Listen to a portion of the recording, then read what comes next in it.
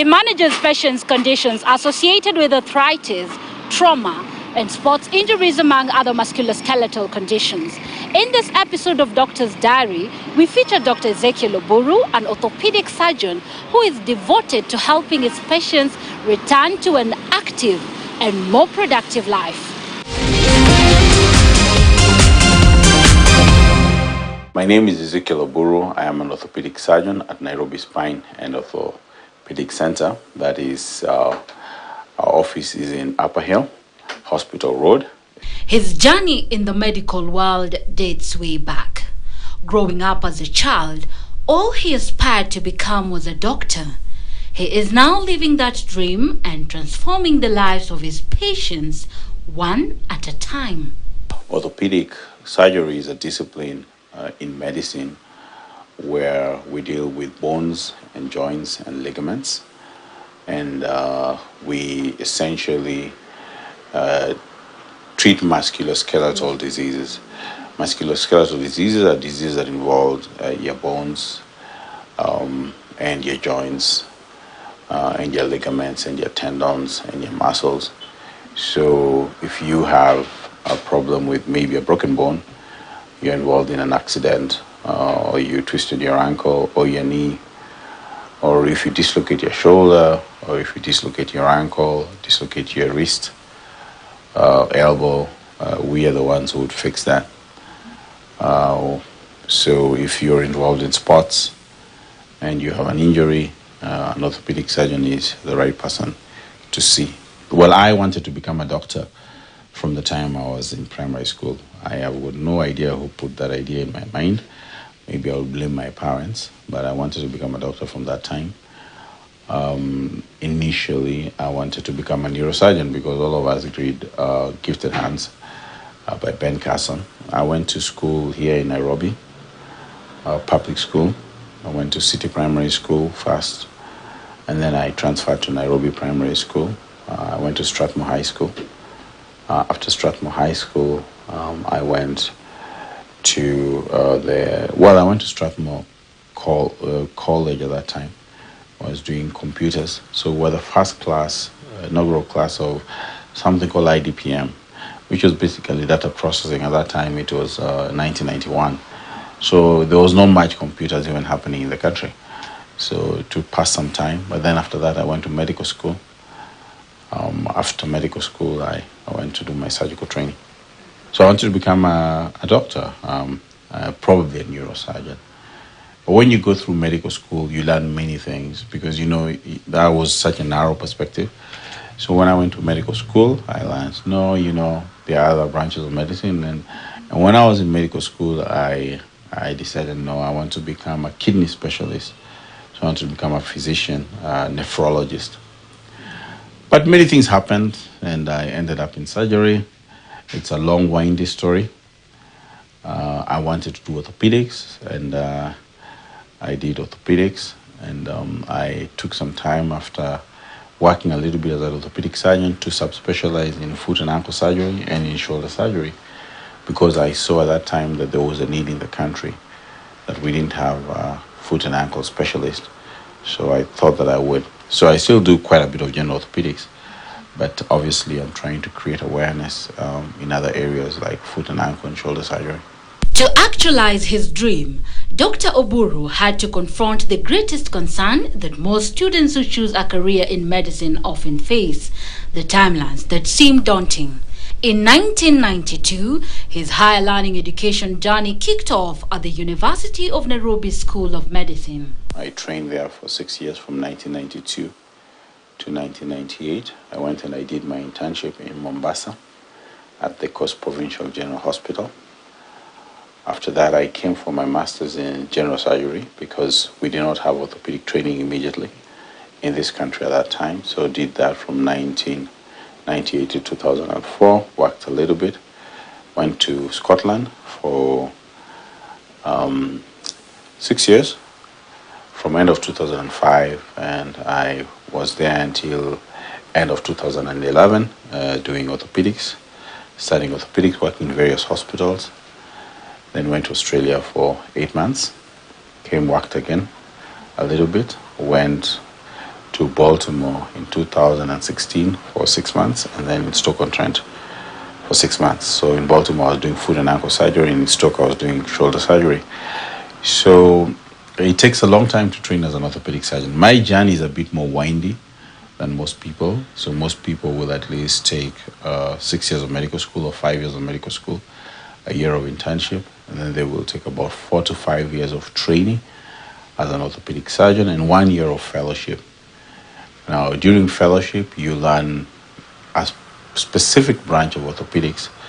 So, like, for example, we have various branches. We have trauma, we have hip and knees, where you get a hip or a knee replacement. We have pediatric orthopedics, so they're orthopedic surgeons, but they just mainly treat children. We have sports medicine. We have foot and ankle orthopedics. We have hand surgery. We have shoulder and elbow orthopedics. We've got tumors, and spine. So orthopedics is very wide. By and large, my practice is, I would say, maybe 70 to 80% general orthopedics and about 20 to 30% foot and ankle orthopedics. His vast experience, both locally and farther afield, plays a critical role in management of his patients. So medicine as a whole, and orthopedics, and not being an exception, has really advanced over the last 15, 20 years. It is really mind-blowing what has happened in medicine. So even since I trained as an orthopedic surgeon, between 2006 and 2012, a lot has happened. And so as a doctor, you have to keep up with the times. Some disciplines in orthopedics are relatively new. They were not even there in the past, like the discipline of shoulder and elbow surgery. It's not very old, maybe started in the 1980s as a subspecialty. Foot and ankle has been there for long, but also just people concentrating and doing that alone, right, is more recent in many countries. And we are trying to catch up with some countries which have already done it. So when people subspecialize, they acquire skills that were not available before. So, like, one of the things that we do routinely in knee surgery and in shoulder surgery is keyhole surgery. It's not a very novel technique, I would say now, because it's been there for years. But just the fact that if you have like a dislocating shoulder, you don't necessarily have to have open surgery for the same. You can just have that through keyhole surgery. If you've got pain in your shoulder and you've got the tendons that give your shoulder problems, you can do that through keyhole surgery, and you're operating with, we call it arthroscopy. The same thing with the knee. So yesterday I was with a colleague and we're performing an ACL reconstruction, which is anterior cruciate ligament reconstruction. And these patients are torn their ligaments, and you do that through just keyhole surgery. So things have changed. Patients are demanding more and more less invasive surgeries, quicker recovery. And then the other thing that has also changed is just the fact that in the past, patients could spend a lot of time in hospital. So we now discharge patients much faster. A patient can have a hip replacement or a knee replacement, and they can walk the next day. They can go home the next day. And a patient can also just have day surgery. We are obviously conducting this interview at Nairobi Spinal Orthopedic Center, and we have a day surgery theater, and we are able to do some operations which in the past, and still in some hospitals, are done with admission as inpatient, but we're able to do ankle fractures. You can fix a forearm fracture. You can even do a ligament reconstruction as day surgery, and the patients can go home. And many patients want this, especially during COVID time. I've had patients who are telling me that, look here, I do not want to go to hospital. Can you fix it here?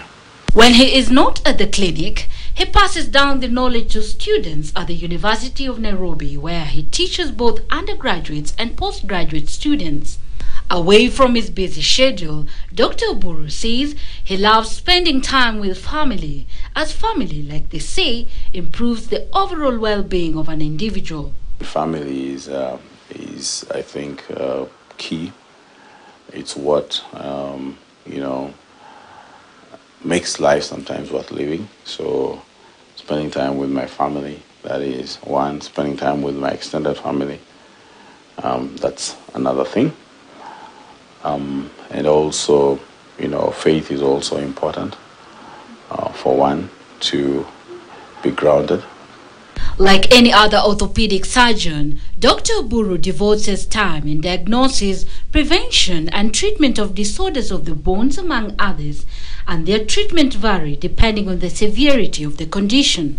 But how does he balance work and family? I think in this country it's unpredictable, because I think in other countries it's easier because you have a set schedule that you things you do. So, for example, if you're so the life of an orthopedic surgeon is essentially you do clinics, you do ward rounds, and you do surgeries. So I try to schedule my surgeries on specific days. I try as much as I can. So like today would be a day that I'm going to be operating. But sometimes you can't, because something can just come up and you have to leave that. So you try and maximize when you can, especially with your kids, because they're only going to be there for a very brief period of time. And you try and work your schedule around that. At least I've tried that. It's not always easy here because of just the unpredictability, but hopefully that will change. He says he is yet to find a hobby though. I think I've tried to develop various hobbies over the years. I must be honest, I'd not be very truthful if I picked on one. Yeah, it's a work in progress. The doctor, who believes in making a difference in people's lives, advises the young and ambitious to work hard and hone their skills in a bid to survive in the ever-changing and highly competitive world. I believe in working hard, and if you could ask me about working hard or even just working to become good at your skill, I could give you the number of hours I've spent just trying to learn my art very well. Having said that, I also believe that, and not to sound philosophical or anything, that a lot of what has been granted to us is because of things that are beyond us. So, like, for example, I would say that a lot of what has been granted to me is God's favor. So some people would call it predestination, or I depends on what you call it. But so I think that there's a lot of just the background of being born with parents who went to school. That alone gave me an advantage over many people in terms of getting to where I did get. And therefore, I think it's always good to have a healthy perspective about that, so that hubris does not creep in. And it gives you an attitude where when you see someone, you feel that you're there, but for God's grace, you would be elsewhere. And then I think also, when you're a doctor, you tend to see, at least when you're in training in medicine, you tend to see, you see children, newborns, and everything, and also just pediatrics. Even in my practice, I still see some pediatrics, and you see very old people. And we are all humans. Yeah, a child does not see class, doesn't see race, doesn't see all those things. And when you're When you're old, those things, I hope those barriers and layers disappear. I once remember when I was in Scotland, I operated on this gentleman who was in his 70s, I think, and he was demented. And he had been a professor of law at Cambridge, and it didn't matter at that time. And probably it doesn't matter even when you're doing the job. These are positions that the good Lord has put in us so that we can make a difference in the lives of people. He has a word for his fellow practitioners. Sometimes money is not an end. You may not make as much money, but if you do a good job, you will receive satisfaction. And I'm not saying, I don't know what the English word would be. It is something that I've experienced. There was a time in my practice when I honestly did not have much work that was paying in private, but I said to myself,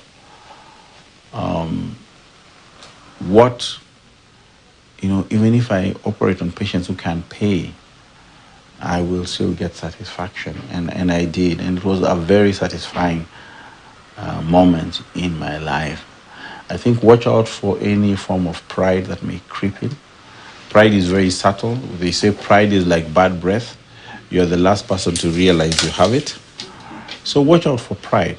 I remember once being in some rural town somewhere and asking myself what I was doing there. And I had a good, candid conversation with myself and said, how proud is that statement you've said? You want to say that you're in this rural place so people here don't deserve you? All patients are the same, whether they can pay or they can't pay. That's the thing. I think to the general public, is please go and see an orthopedic surgeon.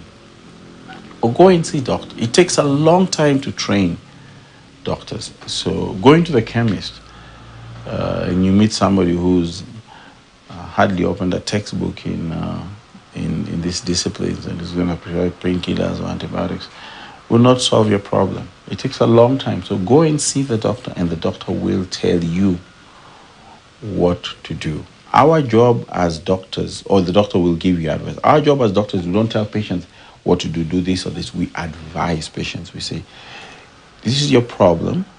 You have arthritis of the hip. I think you could benefit from a hip replacement. So the patient will ask us, what does that entail? And we will, we'll tell the patient this is what it entails, these are the pros, these are the cons. And then we will tell the patient, well, what do you want me to do? And the patient will decide. The days when doctor used to tell the patient, you do this, those days are gone. It's a decision that you make with the patient. Some patients are a bit uncomfortable with that, but we are never going to push a patient to that. And doctors, I think there's this perception that patients have that doctors mess people up. I can tell you I'm a doctor, and I work with many doctors. Many of my friends are doctors. When a patient or surgery complicates or things do not go as planned, one of the most heartbroken people are doctors. So it's just that you have to get on with the job. But we don't take patients to theater willy-nilly. At least I don't, and I know many of my colleagues certainly here do not take patients to theater willy-nilly.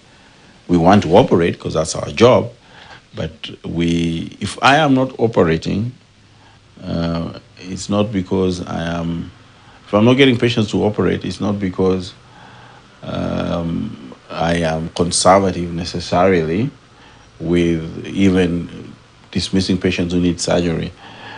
It's just because maybe I'm not finding the right people, I'm not looking in the right places. So go and see your doctor. And sometimes we treat patients for free. Not all patients, because we have got bills to pay. But sometimes patients think that we're just after money. And I can tell you, I personally I think healthcare is a human right. I think healthcare is like education. And everyone should have access to healthcare. Dr. Oburu's mantra is simple. We can be anything we choose to be. So, work hard, pursue your dreams, and you will get results. Gloria Milimu, KTN News.